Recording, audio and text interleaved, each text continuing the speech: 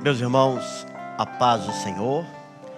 Aquele que puder, convida que esteja de pé um instante. Vamos ler a palavra de Deus em Mateus, capítulo 25. Mateus 25, versículo 14 em diante. Mateus 25, verso 14 em diante. Palavras ditas por Jesus. Porque isto é também como um homem que, partindo para fora da terra, chamou os seus servos e entregou-lhes os seus bens, e a um deu 5 talentos, e a outro 2, e a outro 1, a cada um, observem, a cada um segundo a sua capacidade. E ausentou-se logo para longe, tendo ele partido o que recebera 5 talentos, negociou com eles e granjeou outros 5 talentos. Da mesma sorte, o que recebera 2, granjeou também outros 2. Mas o que recebera 1 foi e cavou na terra e escondeu o dinheiro do seu senhor. Verso 21. E o seu senhor lhe disse: bem está, servo bom e fiel. Sobre o pouco foste fiel, sobre muito te colocarei.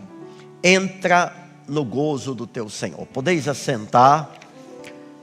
Ainda uma outra revelação. Um homem que é comerciante, está muito aflito com o seu negócio, compromissos ele não tem conseguido honrar todos os compromissos.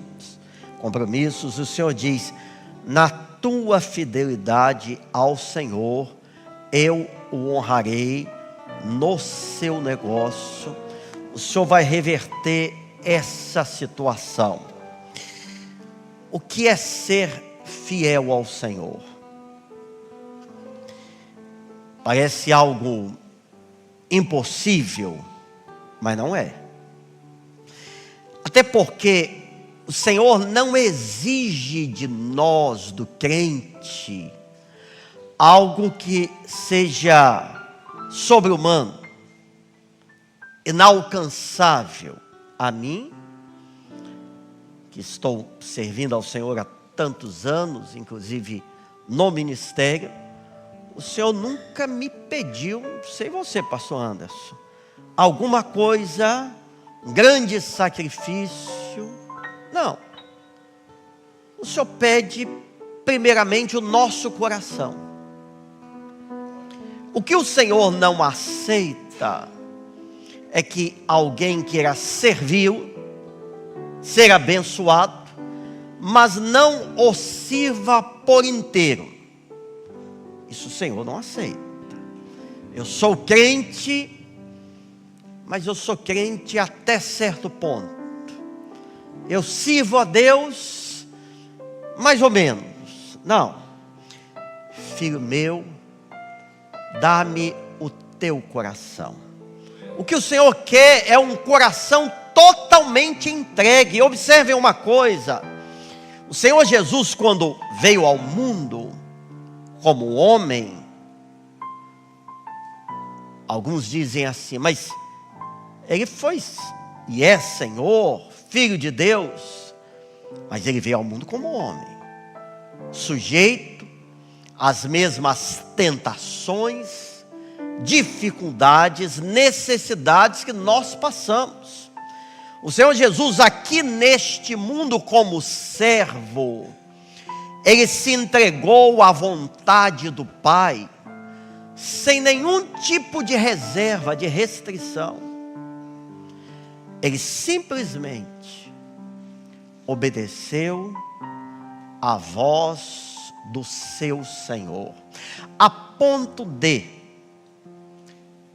já sendo levado na véspera da sua prisão e crucificação, ele ter tido uma oração não respondida pelo Pai.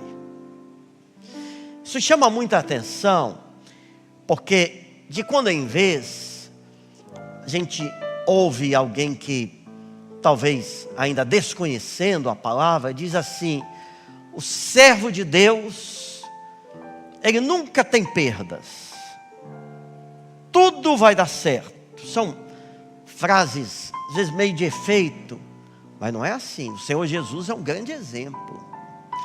Pai, se for possível, passa de mim este cálice, ou seja, que eu não seja levado à cruz, me poupa da dor, da morte. Contudo, ele continua a oração: não seja feita a minha, mas a tua vontade. Aquela oração de Jesus não foi respondida. Por quê? Porque o projeto de Deus para ele, não somente para ele, mas no caso específico do Senhor Jesus, para o homem como um todo. O projeto de Deus, a vontade do Senhor era outra, e é ela que deve prevalecer. O Senhor não exige de nós nada que não possamos dar. Se for possível, põe o verso 15, Mateus 25, 15, nós lemos. Gostaria de chamar a atenção a um trecho, está aqui. Segundo a sua capacidade. Ou seja, na parábola contada pelo Senhor Jesus, cada servo recebeu aquilo que ele poderia cuidar. O que o Senhor nos entregou? A bem da verdade, tudo. O Senhor colocou nas nossas mãos, Ele nos deu de graça o Seu Espírito Santo, salvação, perdão dos pecados. Ele nos deu fé. Se chegamos até aqui, não é por uma fé emotiva, motivacional, não é um discurso que massageia o ego, não. Nós chegamos até aqui porque estamos sustentados numa fé que vem de cima, numa fé que é uma operação de Deus em favor da vida do homem. Se estamos neste culto e buscamos ao Senhor, é porque Ele nos deu essa fé que é salvadora, redentora e que nos sustenta ao longo da caminhada. O Senhor deu para muitos aqui um casamento, para outros deu filhos, para alguns bens materiais um pouco mais avançados, para outros um pouquinho menos. O Senhor vai dando aquilo que a Ele apraz, na medida dele. Paulo diz assim em certa ocasião: eu sei ter fartura e sei ter falta, posso todas as coisas naquele que me fortalece. O Senhor deu e tem dado aquilo que nós podemos ter.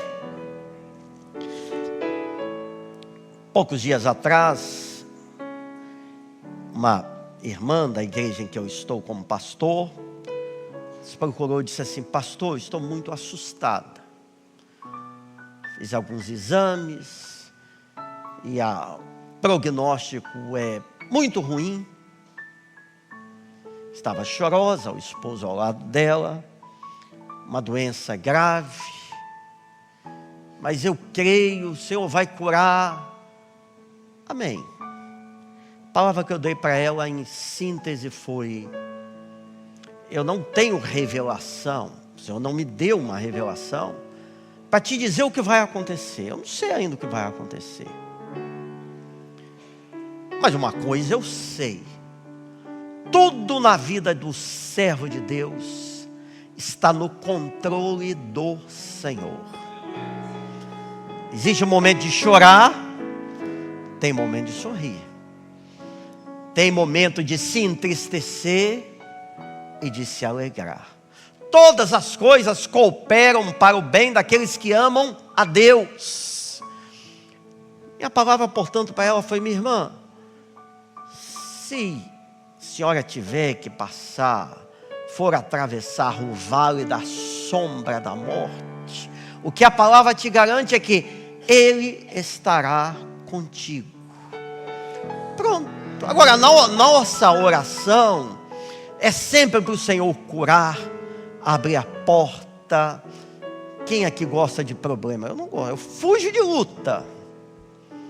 E quando elas vêm, Senhor, tem misericórdia, afasta essa dificuldade. Mas não é assim. O projeto do Senhor, a vontade dEle, é que nós sejamos provados. Tem um texto na palavra, até um hino que a gente canta: quando passares pelas águas, serei contigo. Ou seja, não diz assim, se passares pelas águas. É quando passar, porque vai passar. O vento forte vai vir, a tempestade vai nos cercar, as grandes dificuldades estarão diante de nós. Os servos aqui do texto receberam os talentos que nós temos recebido. Eu já citei alguns. Existem outros. O chamado: um recebeu um talento para tocar um instrumento, outro para ser um obreiro, uma intercessora, professora, evangelista. O Senhor nos deu as suas virtudes. Ele colocou tudo diante de nós.